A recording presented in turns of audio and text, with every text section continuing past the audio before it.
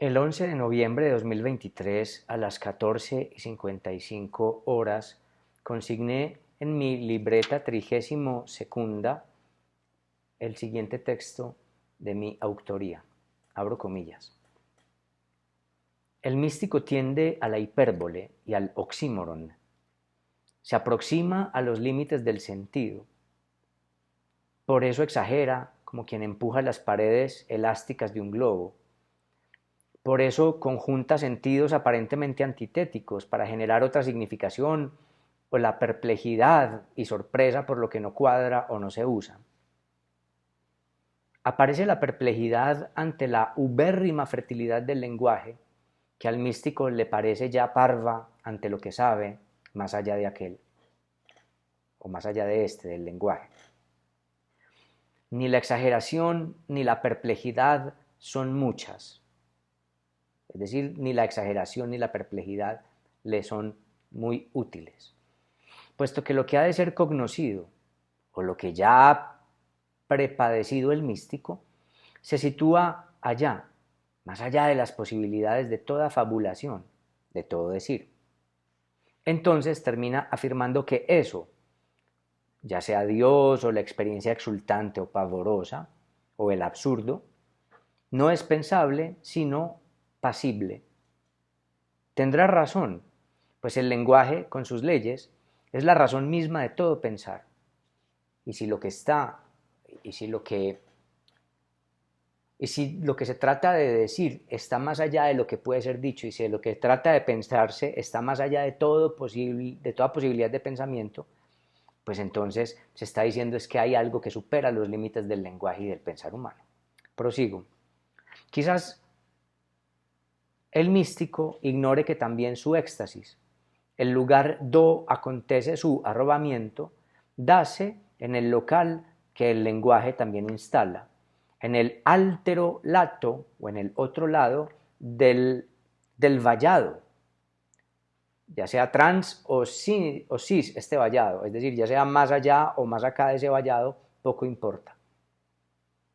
Spinoza va depurando el lenguaje y sus modos de conocer para contemplar beatíficamente más allá de las metáforas comunes y de los modos de conocer usuales. Substráese de todo para contemplar y gozar de su idea de Dios, que se sabe muy bien no es la idea cristiana ni judía de Dios. Deus sive natura, dirá, Dios, o sea, la natura. Pseudo Dionisio Areopagita, por su lado, por dar dos ejemplos místicos, se subtrae no como Spinoza por ascenso y potencia, porque Spinoza confía en la razón y va ascendiendo, sino debido a la impotencia de todo pensar, pues hay una vía que Pseudo Dionisio Areopagita acepta ignorar y no poder saber, lo que está por fuera de sus límites y a lo que se le presume mayor, que es lo que él llamará vía apofática. Cierro comillas hasta aquí este texto. Entonces, varios asuntos. El místico, sea pío o sea impío, es decir, tienda al absurdo o tienda a la trascendencia metafísica, presume que hay algo más allá de él y en consecuencia de lo que el lenguaje y el pensamiento le permiten. Intenta decir lo que está más allá e intenta pensar lo que está allende de sí, pero sabe que solo tiene los límites de sí mismo. Y por eso termina diciendo, eso de allá afuera, eso que no puedo pensar porque mis límites son el pensamiento, eso que no puedo decir porque mis límites están en el lenguaje, me sobrepasan, porque yo no puedo, yo místico no puedo sobrepasar mis límites. Y termina en cierta aceptación del silencio. Algunos consideran el silencio una conquista donde se vive la unión, donde se vive el éxtasis, donde se vive el paroxismo, donde se vive la iluminación, donde se vive el pavor del relámpago que quema, ¿cierto? Otros lo consideran una simple aceptación al silencio, a la sillí, una aceptación de las posibilidades e imposibilidades del místico. Unos una conquista, otros una resignación. Primero eso. Segundo, Spinoza cree en la razón y cree que puede ir limpiando el terreno de opiniones falsas, de conocimientos inútiles y de formas usuales y erróneas de hacer enlaces y de suponer causas donde no hay esas causas, o de suponer falsas causas.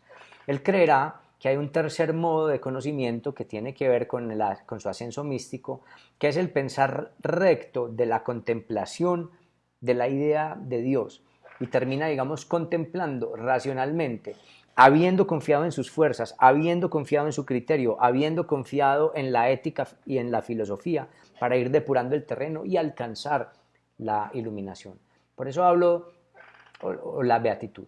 Por eso hablo de que Spinoza es un ser que asciende, es un ser potente, cree en la potencia de su razón y en la participación de la razón como el modo en que lo divino se manifiesta en él para poder saber de Dios, es decir, de sí mismo. Pseudo Dionisio Areopagita plantea que se puede conocer místicamente desde dos vías: la vía catafática, que es la de la afirmación, que también es una vía de la potencia, que es una vía potente en cuanto que cree que puede afirmarse hasta cierto punto lo que se sepa de, en este caso de Pseudo Dionisio, de Dios, o la vía apofática, que es la de aceptar los límites y decir más bien que es más fácil saber qué es lo que nuestros propios límites no permiten y terminar, digamos, con una especie de silencio. Ambas vías son energéticas o son agenciales. La una se esfuerza por decir, la otra se esfuerza por quitar, por justipreciar los límites.